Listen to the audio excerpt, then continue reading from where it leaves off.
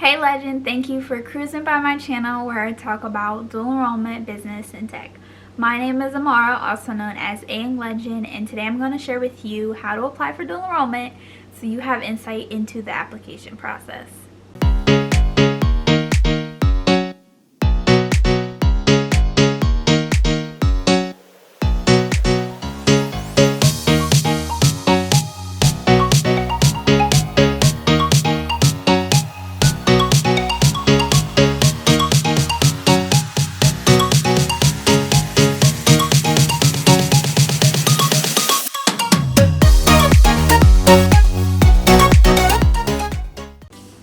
Dual enrollment is the perfect opportunity for students to take college classes and receive dual credit.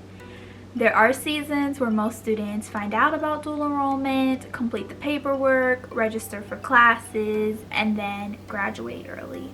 So this can be a very time-sensitive and lengthy process, and I figured why not give you insight into the program. We work with a lot of students, and I've done so myself for 2 years until I graduated at 16. So I definitely know what it takes to become a dual enrollment student and register for classes. Number 1, find dual enrollment near you. The first step in joining dual enrollment is figuring out information about the program in your area. Luckily for you, at the Dual Enrollment Company, we created the first and only dual enrollment search engine where you can search country, state, and school. So if you go to dualenrollment.co, you can easily find the dual enrollment near you search engine. And once you search for your country, you can then figure out what state you belong to. Now, the state eligibility guidelines are very specific, so make sure you qualify. And if you do, you can move on to the next step in searching for a college. This is mostly going to be where you take your classes, where you'll receive your transcript and transfer your credits from. So choose wisely. If you are taking dual enrollment classes at your high school, you definitely don't need to search for a college, but you still need to figure out if you pass the state eligibility guidelines. Once you put a college in there, it will usually tell you their own eligibility guidelines. So they might say you need to have SAT, ACT scores with a specific number. They may say you need a letter from your counselor, different things like that for you to keep in mind. And also, if you do not find your college on our dual enrollment near you search tool, message us on our website. We have a little chat tool and we can add it within 24 hours. We're trying to add as many as we can all around the world. So definitely message us if you can't find the one near you. As you're doing your research, if you find that you do not pass the guidelines, there are plenty of other ways to earn college credit. There are even ways to hack high school and college to graduate from both institutions early. So definitely check out our articles and videos on how to hack high school and how to hack college. There's DSST, CLEP, just an example of a few that you can use. The second step in applying for dual enrollment is attending orientation. From January to June, spring is the season for dual enrollment orientations all over the United States. So specific states will be hosting their own orientation meetings, and so will the schools. That may be virtual, may come to your school. They already have it arranged for you because the programs are so well established all over. So when they come, they'll be speaking to a lot of things about the program, how you can receive dual credit, the pros and cons, of course the guidelines to make sure you stay up to date as a college student. There are a lot of things including withdrawals, if you have to pay for classes, so definitely look out for the dates and pay attention. In certain Georgia counties and possibly in other places, it is required to attend orientation every year that you are a dual enrolled student. So although you attended the first time, you're not a dual enrollment student, you're just learning about the program, you may need to also stay up to date and attend those meetings very often to make sure you know what you're doing as you're pursuing the program. Next, steps 3 and 4 can go in order or be switched depending on your state. So that's why it's so important to attend those orientations. I will be providing examples later on of how this can be so. The third step to applying for dual enrollment is completing forms. Dual enrollment has a lot of forms that you're going to need to fill out, and it's so specific to every state and school.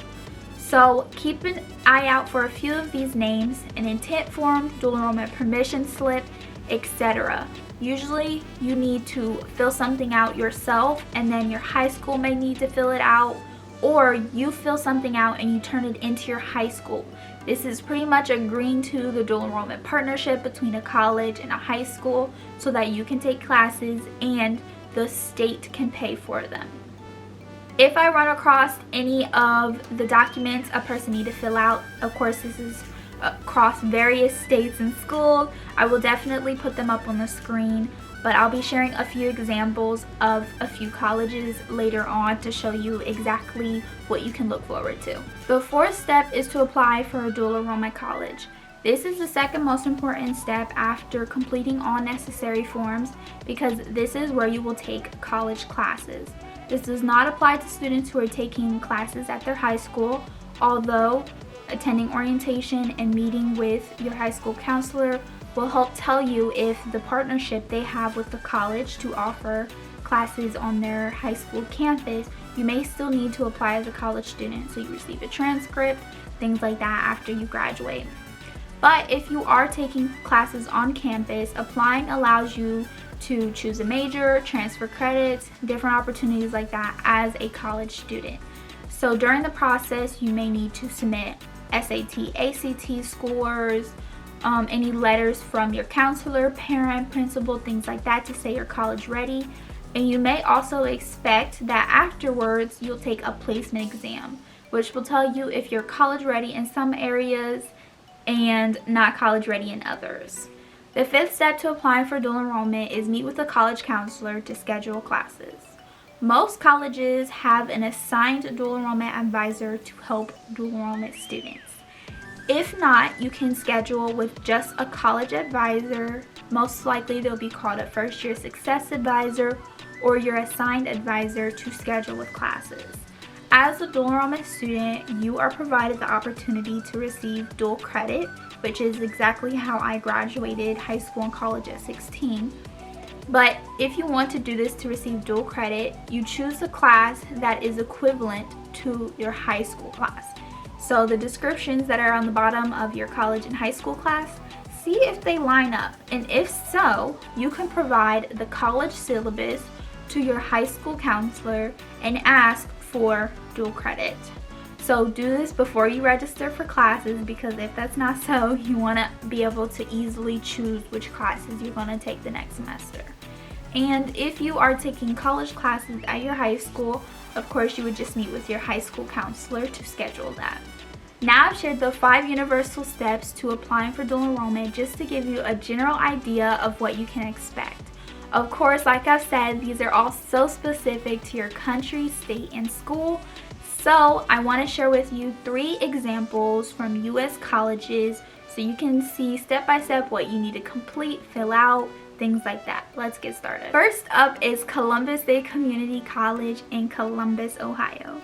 So the program in Ohio is called College Credit Plus, and the process to attend this school is first you submit the letter of intent to your high school by May 1st. This is so you can register for classes the following school year. 2, you apply for admission to Columbus Day Community College as a college student. 3, you take a placement exam to determine what classes you start with. 4, you complete online orientation and fill out the consent form. And 5, you register for classes. Second up is the University of Georgia in Athens, Georgia. The program there is called GA Futures. They have a lot of other things under it, but that's what you can expect as your dual enrollment program. First, you speak with your high school advisor to make sure you are academically and socially prepared to take college classes. 2, you create an account with the Georgia Student Finance Commission so you and your parent can complete the dual enrollment funding application and participation agreement. 3, you apply to the University of Georgia with your high school transcript, school report by your counselor, letter of support from your parents, SAT, ACT scores, which are optional, and teacher recommendation letter, which is also optional. And this is all due by May 15th to attend school the following year. The last example I will provide is the University of Central Florida in Orlando, Florida. This process looks like 1. Filling out the UCF application and provide the high school transcript as well as SAT, ACT scores by May 1st to attend school the following year. And 2. You submit a dual enrollment authorization form. And from there, once you get accepted, you can register for dual enrollment classes. So hopefully providing insight into the dual enrollment application process is enough for you to consider getting started with dual enrollment. And the Dual Enrollment Near You search tool, we built that so that can be your first step. Searching for your state and school, we send you to credible resources. We send you to the Department of Education and the specific school so you can start applying today. Always keep in mind, make sure you're ready for dual enrollment and do all the necessary steps to get dual credit, and then you can graduate early. If you have any questions, please leave them down in the description box. We hopefully provided enough examples just to give you an idea of how to get started, because of course they are so specific. But remember, every young legend started out with a dream to be legendary. Bye, legend.